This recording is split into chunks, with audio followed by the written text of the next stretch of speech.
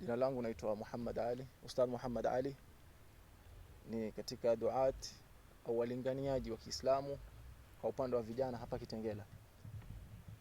Kwa hakika tumekusanyika hapa kuzungumzia jambo la maandamano ambalo kwamba limepoteza mwelekeo katika mji wa Kitengela, hasa mji wetu wa Kitengela, na imepoteza ile amani ambayo kwamba ilikuwa ipo Kitengela, kwa sababu leo wengine mpaka wanakuambia kufungua maduka hapa Kitengela ama kuwa na hoteli hapa Kitengela ni hasara, kwa sababu siku ikifika ya maandamano kwa safishwa kila kitu kinafanya kinakwenda.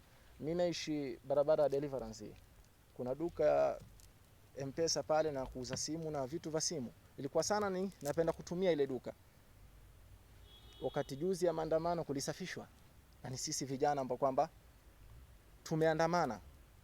Sasa lengo letu sisi au kama dai ya mimi wa Kiislamu ama kiongozi upande wa duati kwa vijana wenye kulingania, naipeleka salamu hizi kwa vijana wenzangu au nawapa wasia huu kwa vijana ambao kwamba wako ambao kwamba pia ni Waislamu wanakuja katika masajid zetu.